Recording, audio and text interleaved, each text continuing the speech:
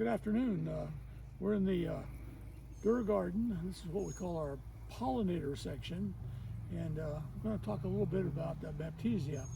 Earlier on, Katie and I, Katie's my daughter, we had one little session on Parodia that we thought was kind of worthwhile, and a few people responded. And most people know me as a woody person. The name is, by the way, Mike Dirr. I mentioned the Dirr garden. And I've got fascinated by Baptisia probably 10, 12 years ago when we kind of moved into our new house. And where we're standing now is what I'd call, quote, close quote, the pollinator garden. This was all pine trees that you're looking at in the foreground and background. And one of the pine trees almost fell on my neighbor's house, and he called me up and I said, oh boy. So I got the chainsaw and got it out of the way. Then I decided it's not worth risking more falling. So I cleaned it up, ground up stumps, got my rototiller out on my tractor, and plowed it up and started planting. It was largely Amsonia, Asclepias, penstemons, some trees, as you can see in the background. And the plant that I've absolutely fallen in love with is Baptisia.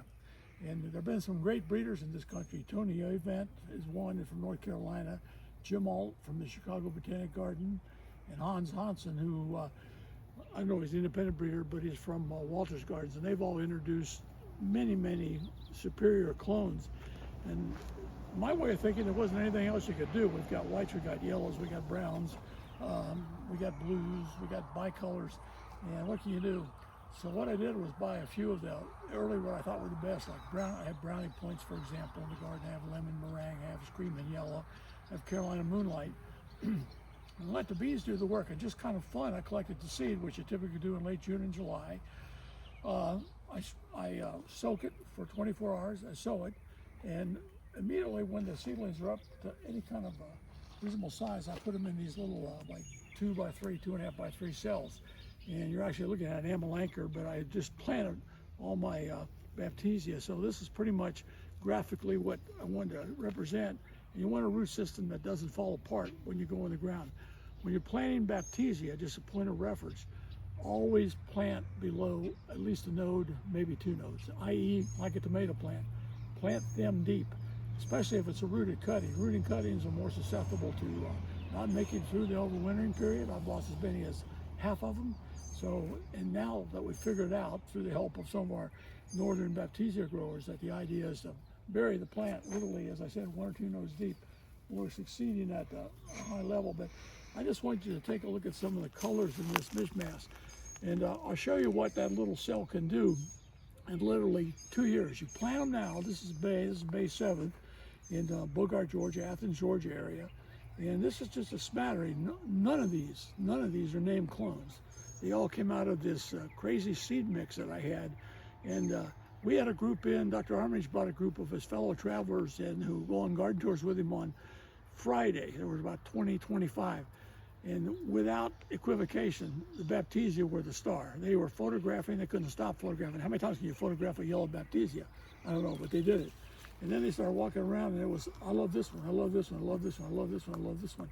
But I think there's a world of possibilities with Baptisia that possibly haven't been explored. And one thing I thought about breeding is taking the 2 subspecies of varieties of Baptisia australis, which is a wild blue indigo, one called aberrans, one called minor, which I have, and crossing those with some of these bigger flowered forms. And we're kind of looking at, some of these are at the tail end of their flowering, but they're still magnificent. They're still holding up. And try to get a short statured plant with maybe 18-inch tall flowers. Everything doesn't have to be 3 or 4 feet. And we'll pan through the garden and show you a couple examples of plants that already, they just came out of the ground in March. It's March or May 7th, as I mentioned, and already 3 or 4 feet tall. And we've had a great year this year. We've had almost 5, 6 weeks of flowering, and we'll have another couple weeks. Still have some that are just coming into flower. So what we've been trying to do in terms of making selections is to pick different colors than everything that's out there, but try to sequence the colors. So you have an early yellow, a mid yellow, a late yellow, early blue, mid blue, late blue, etc., etc. And also things that are distinctly, I would say, different. As you can see, there's some here that I don't think you've ever seen anywhere. I don't know how to describe that color. Maybe maroon, kind of a bicolor. But these, again, have all come out of open pollinated seed, which means we don't know who the dad was, the father plant, the male plant. We know potentially anyway who the female plant was. And this is the kind of segregation of characteristics that you get in a population of seedlings. Hand pollination? No. Bees, the bumblebees do the work for you. And that's the best way, to approach it. So Katie and I'll take you a little walk around, show you a couple examples of this little liner that you saw, what happens exactly. Plant it now, what happens 1 year later. What Katie's showing you now is an example of taking a little liner, like I mentioned before, planted it last year, and this is the result. You get it in the ground early, and you form multiple buds, or a crown. There's buds in the crown, usually at ground level or slightly below. And a second-year plant, which I find almost amazing. People don't believe it, but it's pretty hard to make it up. This is kind of the way it comes. And a lot of people are so afraid of Baptisia because when you buy them in the stores, and I've done that, our local garden center, Cultivars, offers the Decadence series, and they have lemon meringue and several others, cherry jubilee, etc. But they're just foliage, and seldom is there ever a flower. And I just think people don't have any idea of the potential of this plant. As Dr. Armitage said, once you got it forever. And the crown keeps getting better and bigger, and the plant becomes actually more impressive with time. And while we're talking a little bit about, let me talk to you a little bit about propagation. The seed is collected in June, July. It's cleaned. I usually store it in the refrigerator, or I soak it immediately. The sound seeds will sink to the bottom in water. They're more dense. They're sown, and the seedlings are up in about anywhere from 2 weeks to 4 weeks. They're transplanted to cells like this, and I can overwinter them like this, or I can put them in the ground. It's best if you have seed from the previous year is to sow them earlier, which we've already done this year, and get the liners up to this stage and get them in the ground now, because next year you'll end up with the flowers like we're talking about. The other thing we've learned to do is take cuttings, and I'll show you an example of that in a second. This is mentioned. This is one I named the needle immediately when I saw it in my old garden. I called it Violet Haze. We'll take a cutting, strip the lower leaves, usually feather out the top like so. We dip it in a rooting compound like KIBA. We can use Clonex, you can use root jelly, you can use dip and grow, you can use about anything. We've been pulling these off the mist in 4 weeks with roots to the bottom of this cell that I mentioned before. So if you can imagine sticking them in the medium and having plants literally out of the mist with the roots in them coming through the bottom of the container and almost ready to go in the ground or harden off. We also take them, we put them in containers, 3-gallon containers. We'll put 3 plants per 3-gallon container like this. We did this last year. They were planted in late July, and this year they all flowered, and we have about 10 different types. So we're trying to experiment to see which ones are probably the easiest to produce, the quickest. Well, that doesn't mean they're the best, so sometimes you got to have patience. But this particular one that you're looking at, the Violet Haze, is spectacular. And when it first comes out of the ground, everything is purple about it, and it still shows some of that dusty purple stem color. So this is a beauty. And we've been selecting again for this particular trait for purple stems. We think that adds a lot to the package, especially when you're in the garden center, and that's about all you're looking at is stems and leaves. And purple. We also have yellow, and we'll talk about that a little later on.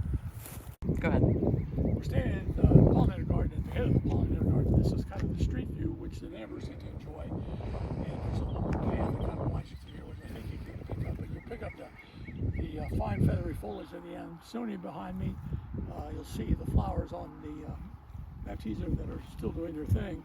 And also the plant that I'm standing in, or the plants I'm standing in, these are all seedling purple-leafed penstemons or beard stump. And we keep looking, these are throwaways from our breeding program. We have darker foliage and pinker flowers or more lavender, deep lavender flowers. But this is also one of the great pollinator plants. So I tried to spice it up a little bit. The other thing I did, maybe overdid, trees. I have a good number of trees, almost all grown from seed. There are no clones or no cultivars in here. Might be an exception. No, there's not a single exception. So that kind of adds to the amount of insects that you can attract, the amount of insects that you can certainly feed.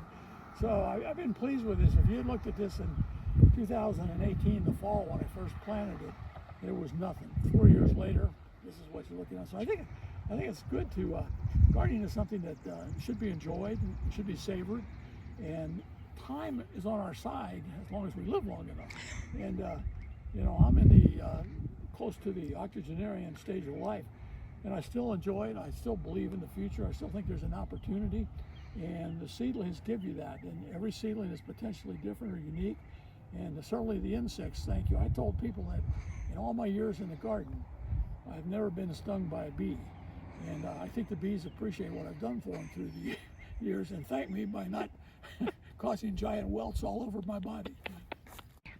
This is part of Katie's garden, which I commandeered for various plants, and there's again penstemon in there, some gardenias that got eaten by the cold, there's some hydrangea paniculata and a few other plants. But I interspersed again Baptisia, and these are our rooted cutting selections. This is one we don't really have a name on, but I love it. I never felt that every Baptisia had to have inflorescences which are straight up and down. And I love the color on this, and I love the way it ages. It kind of ages to a, I don't know what you call it, deeper lavender and then lighter as it ages. And you can see the length. If you take a look at the length of the inflorescence, it's easily 2 feet long. And that isn't necessarily the best thing because they do flop with time. You'd like to have them perhaps 12, 16, 18 inches and straight up and down. And that's what I think the gardening public might want when they're in a garden center or retail operation. But these are elegant plants, and just the way they dispose themselves, the way they spread themselves, the way they present themselves, looking for the right word, is pretty unique. This is one of our yellow ones. This is number 14, which doesn't mean anything. This is Violet Haze again, which again was just a little liner that I mentioned last year when I put it in Katie's garden. And I love the deep African violet flower color on this, and it just, and the stems and the whole thing. And there were 1, 2, 3, 4 plants that were in those little cells that you saw earlier. And look what they've done in the space of a year. Oh, okay. This is some of the most difficult ground I have in the whole garden. It was hard as a rock. I hauled some compost in. I rototilled it up, and I can only get down about 6 inches. And I plugged in the Baptisia. There's some other plants in here too, and many of them have declined. But look at the Baptisia. They've actually gotten better. These have been in probably 3 years. And I made a couple selections here, and Katie and I will walk you down and show you the variation. Again, every one of these is a seedling, and no two are exactly alike. It's pretty amazing. And beautiful violet, I guess you call that almost African violet. This is what Katie's focusing now on, a kind of a royal purple Baptisia, but it's open, the habit, which you don't want. It's a bit splaying, which I don't mind, but this will never make it in the retail market. However, the one behind it, and when Dr. Armitage was here the other day, I thought he was going to go gaga over this. We did actually go over this, and he said, Michael, as he likes to say, this is it, this is the one. And the things we were talking about earlier that I never thought had to be absolutely necessary for a good-looking Baptisia. Number one is different. Number two, the inflorescences rise above the foliage. The habit of the plant is relatively compact.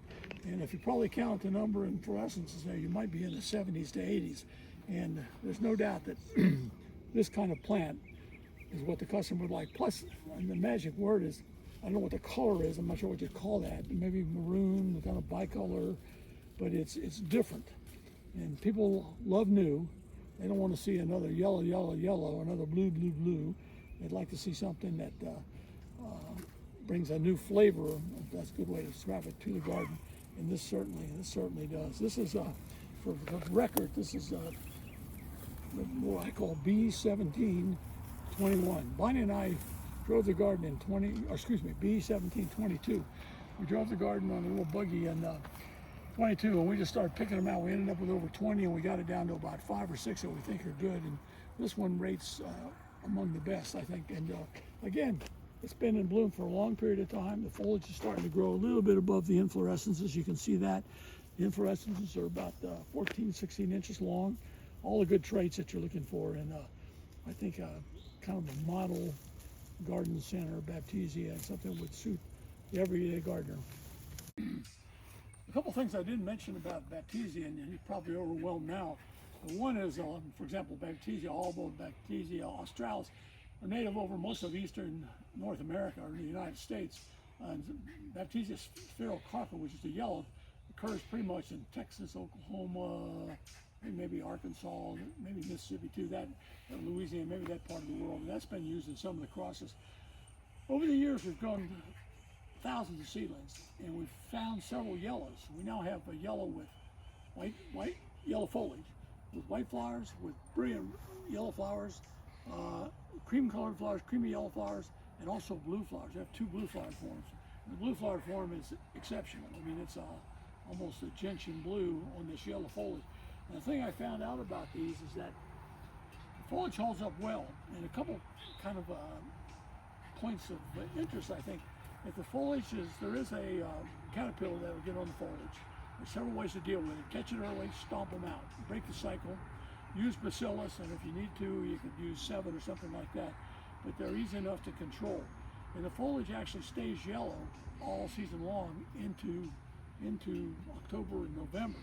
And the foliage is quite frost resistant on these things. You're just looking at November freezes 25 degrees and you still have foliage. So I think as a, not just as a, what I want to say is a flowering plant, but as a foliage plant. And I didn't mention this, there was a cut flower grower that was here with Dr. Armitage's group on Friday, and she said these make great cuts. And my wife, Bonnie's been cutting them, putting them in vases, and they hold up. Some of the lower flowers start falling, but they last a long period of time. So there's a ton of virtues. Also, the species itself, the various species fix nitrogen. So once they're established, they almost have a built-in fertilizer plant, if you will. And they don't fit, for example, fix as much as perhaps a soybean plant, but there's, I would say, a self-sustaining perennial, which is in fact a good thing. And hopefully from this video, you get a taste of how much I appreciate what Mother Nature's given us, but also from the garden standpoint, we've refined it somewhat with different colors, different sizes, different blooming capacities, and the best thing, like Proven Winners, has made them available to the world.